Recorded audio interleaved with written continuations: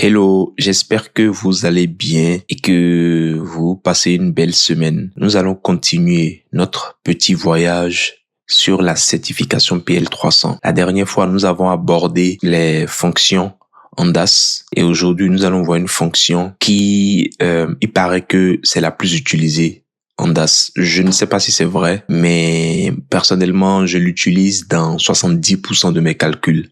DAS, c'est une fonction très puissante et quand vous comprenez comment elle fonctionne, vous pouvez faire beaucoup de choses en DAS. Je la nomme Calculate. Alors, Calculate, c'est une fonction qui permet de faire un calcul en tenant compte d'un contexte bien précis. Autrement dit, c'est une fonction qui permet de calculer un truc en tenant compte d'une ou de plusieurs conditions. Concrètement, qu'est-ce que cela veut dire? La dernière fois, nous avons vu ensemble comment calculer le montant total prix de vente hors taxe. Cette mesure-là, je ne sais pas si vous vous rappelez de ça, mais on a fait le calcul ensemble dans la vidéo précédente. Si vous n'avez pas vu la vidéo, elle apparaîtra plus haut. Je vous propose d'aller la regarder et ensuite de revenir sur cette vidéo. Ce calcul qu'on avait fait, c'est pour tous les pays confondus. Je vous rappelle que dans notre modèle de données, nous avons une table qui s'appelle pays. Et donc, le montant total prix de vente hors taxe ici que nous avons calculé, c'est pour tous les pays confondus. Maintenant, ce que je vais faire aujourd'hui, c'est utiliser la fonction calculate pour calculer le montant total prix de vente hors taxe, mais que pour la France. Je vous montre concrètement comment l'utiliser. Bon, déjà, donc je vais faire une nouvelle mesure. Je la colle là, j'efface tout ça. Donc, nous voulons calculer le montant total prix de vente hors taxe pour la France. Donc, je vais mettre FR. Alors, nous allons utiliser la fonction calculate. Vous allez voir la syntaxe. Et donc, ici, grâce à l'autocomplétion, on lit que calculate est une fonction qui évalue une expression dans un contexte modifié par des filtres. Et en syntaxe, elle prend tout d'abord une expression et ensuite vous rajoutez le filtre.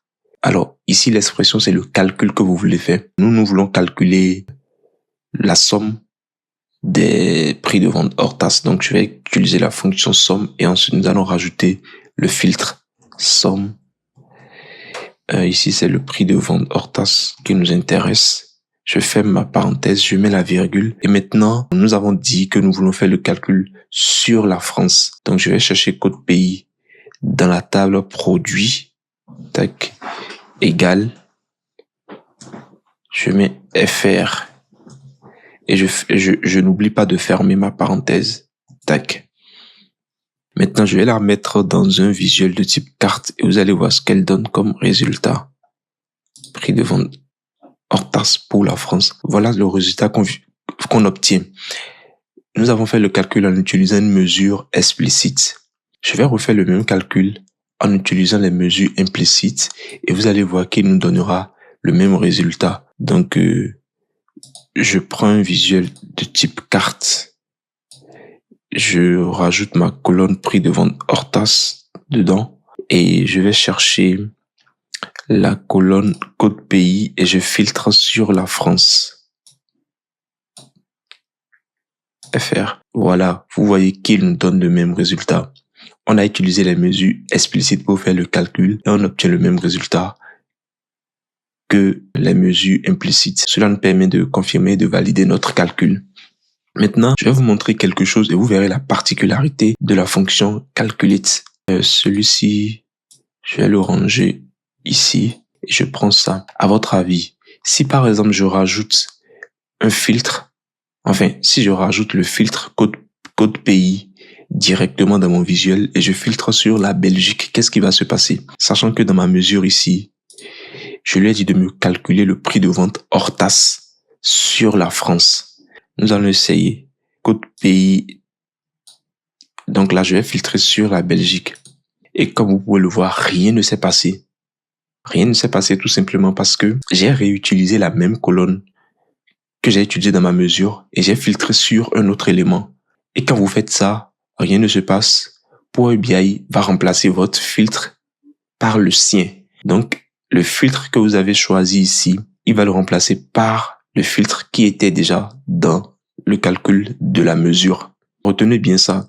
Quand vous réutilisez la même colonne que vous avez utilisé dans votre calcul directement sur votre visuel et vous filtrez sur un autre élément, il va remplacer votre filtre par le sien. En revanche, quand vous utilisez une autre colonne qui est différente de celle que vous avez utilisée ici, alors le filtre va passer. Je vous montre concrètement ce que tout ça veut dire. Donc là, je vais retirer le filtre code pays et je vais prendre par exemple le code marque. Je vais filtrer sur ALG et comme vous pouvez le voir ici, le filtre a fonctionné. Qu'est-ce qui s'est passé concrètement? Il a calculé le montant total prix de vente hors taxe de la marque ALG en France. Donc, il a calculé le montant total prix de vente hors taxe de la marque ALG.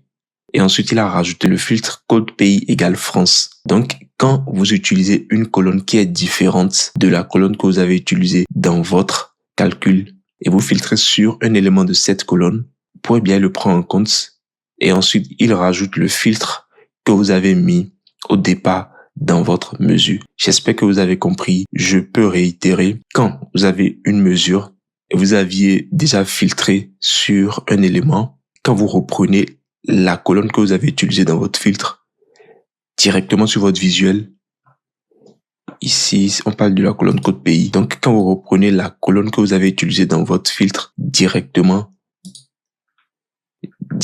sur votre visuel et vous filtrez sur un autre élément, rien ne va se passer tout simplement parce que il va remplacer le filtre que vous avez choisi ici par le sien, donc par celui qu'il a dans le calcul de la mesure.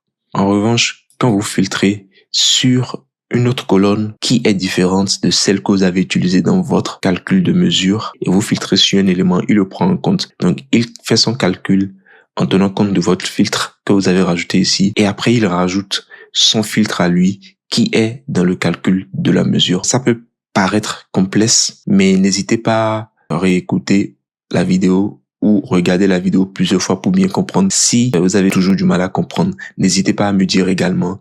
Je chercherai peut-être un autre exemple pour vous montrer encore. J'espère que vous avez compris et si vous avez des questions, comme d'habitude, n'hésitez pas à les poser en commentaire et surtout n'hésitez pas également à partager la vidéo, à liker. Cela va me donner la force et me motiver à continuer à vous faire des vidéos et on se retrouve très bientôt. À plus.